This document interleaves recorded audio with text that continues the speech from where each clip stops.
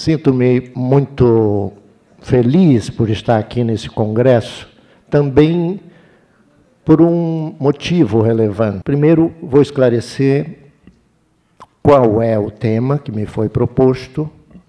Em seguida, direi qual a questão jurídica que se relaciona a esse tema.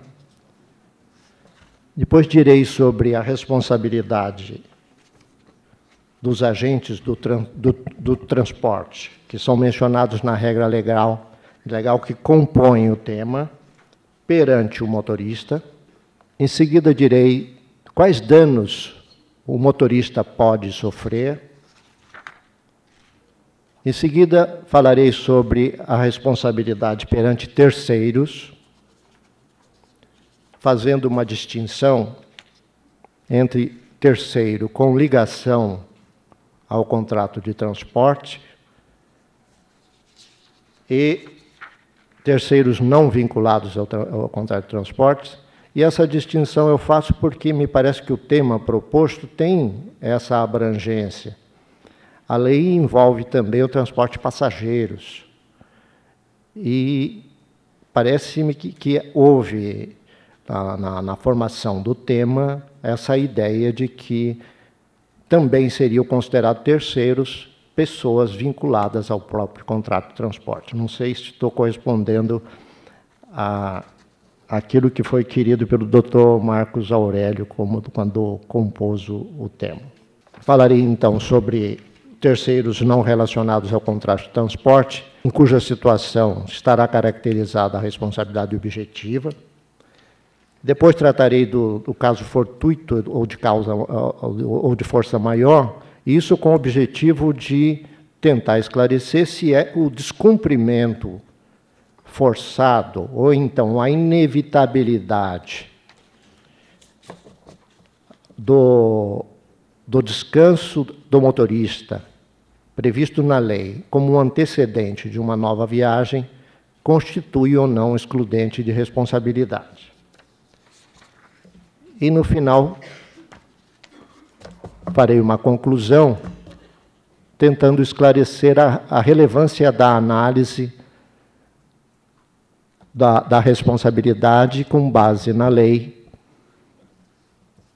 considerando todos os temas desenvolvidos. O tema que foi proposto é o seguinte: a responsabilidade civil do transportador, do empregador e dos demais agentes decorrente, essa responsabilidade, do artigo 67-A, parágrafo 7º do Código de Trânsito Brasileiro, por danos ao motorista e a terceiros. Esse tema tem a ver com as normas que foram introduzidas pela Lei 12.619, de 30 de abril de 2012, no Código de Trânsito Brasileiro e também na CLT. A norma em discussão, a principal, que é a do parágrafo 7º, diz o seguinte: nenhum transportador de cargas ou de passageiros, embarcador, consignatário de cargas, operador de terminais de carga, operador de transporte multimodal de cargas ou agente de cargas, permitirá ou ordenará a qualquer motorista a seu serviço, ainda que subcontratado, que conduza veículo referido no caput, sem observância do disposto no parágrafo 5º. Então, essa norma remete ao parágrafo 5º, que diz o seguinte: o condutor somente iniciará a viagem com duração de mais de um dia, isto é, 24 horas, após o cumprimento integral do intervalo de descanso previsto no parágrafo 3º. Portanto, remete ao parágrafo 3º, que diz o seguinte: o condutor é obrigado, dentro do período de 24 horas, observar um intervalo de, no mínimo, 11 horas de descanso, podendo ser fracionado em 9 horas, mais 2 horas no mesmo dia. Então, essa é a disciplina legal relacionada ao tema.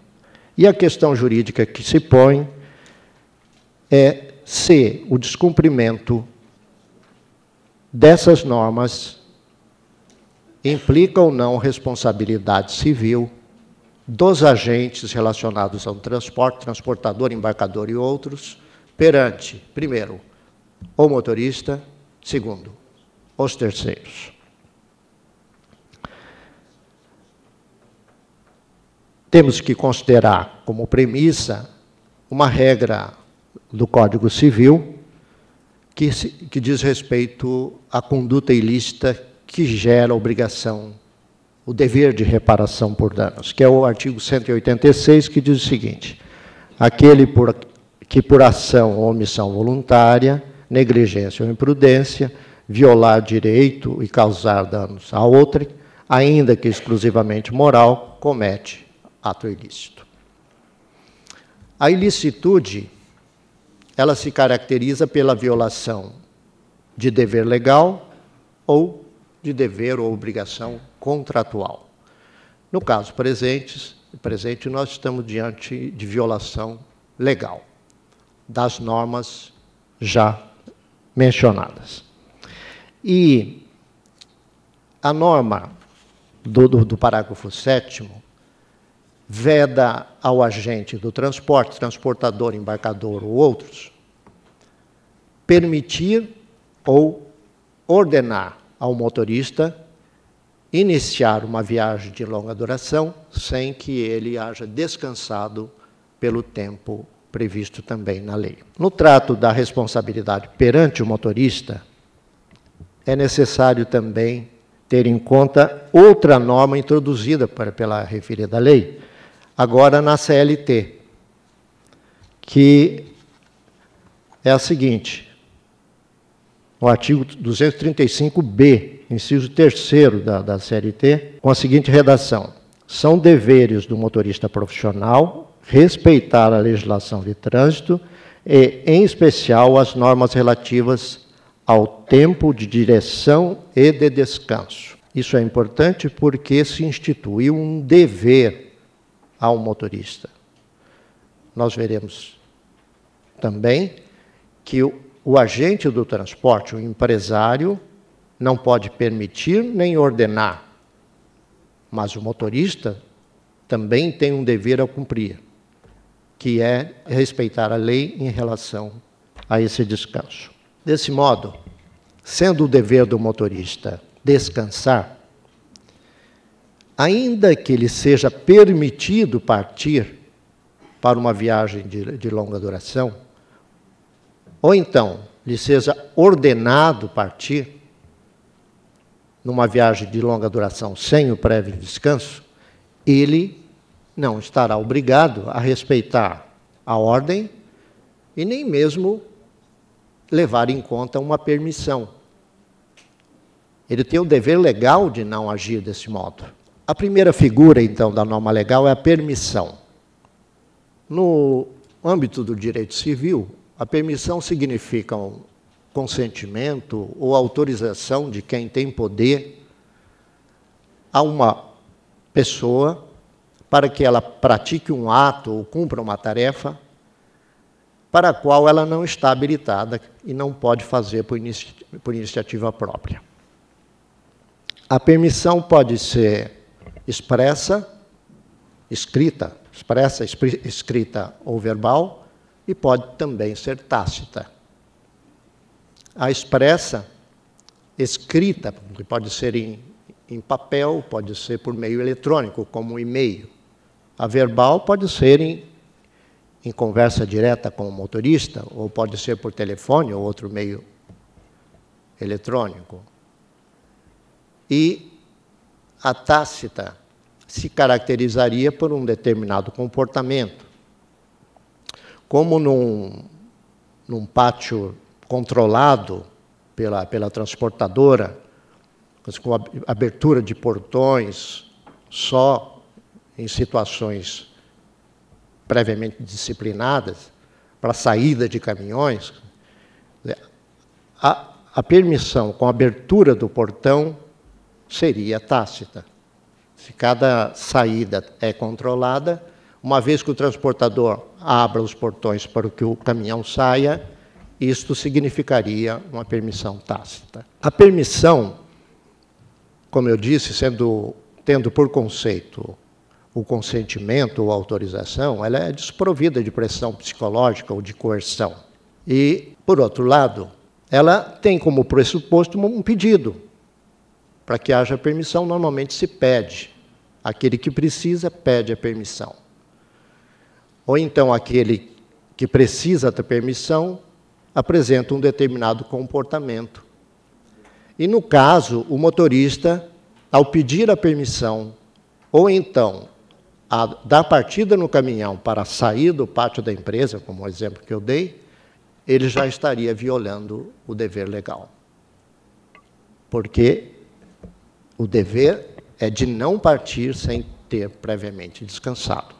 No entanto, o descumprimento pelo motorista do dever não ilide a ilicitude de parte do empresário ao permitir, porque a lei expressamente o proíbe de permitir. E ele deve ter consciência de que não pode permitir, porque todos nós sabemos que, em caso de um acidente com danos, principalmente a terceiros, a responsabilidade pela reparação não é imputada ao motorista, e sim ao empresário.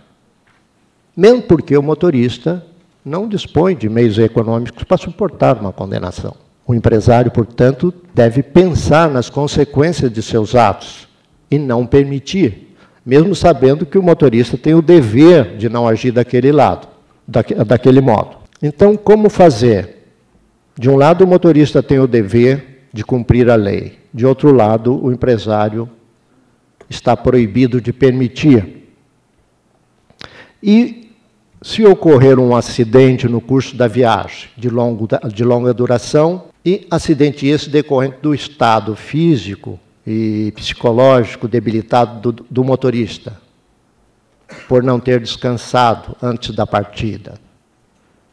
Como resolver o problema relacionado à reparação dos danos sofridos pelo próprio motorista, que é o tema agora em foco? Parece-me que é caso de concorrência de culpas, devendo-se aplicar o artigo 945 do Código Civil, que diz o seguinte: se a vítima tiver concorrido culposamente para o evento danoso, a sua indenização será fixada, tendo-se em conta a gravidade de sua culpa em confronto com a do autor do dano. É importante ter em conta que nós estamos tratando de uma ilicitude, de uma responsabilidade extracontratual, em que se tem como pressuposto a culpa, a ilicitude do comportamento. Na concorrência de culpa, que é disciplinada pelo Código Civil de 2002, ocorre o partilhamento, então, dos danos, na conformidade do grau de culpa de cada um, da vítima ou da outra parte. Então, quanto a esse aspecto da responsabilidade do empresário, seja ele transportador, embarcador, destinatário ou titular de transporte multimodal, havendo o evento por causa do descumprimento da lei, e se caracterizar realmente a concorrência, será caso de divisão dos danos. Mas a outra figura diz respeito à ordem, que também é vedada ao empresário. Ele não pode permitir nem ordenar. A ordem, no entanto, tem uma natureza diferente. Ela implica uma certa pressão psicológica, uma certa coerção. E pode ser dada em circunstâncias que levem o motorista a não recusá-la. Notadamente, se quem dá é o patrão, até por temor reverencial e por uma questão de subordinação, achar que poderá ser demitido se não cumprir. É mais grave, portanto, esse comportamento do empresário, ordenar. E do mesmo modo, ele deve ter consciência, como lá no caso da permissão, de que se houver um acidente no curso da viagem, ele será o responsável, não o motorista.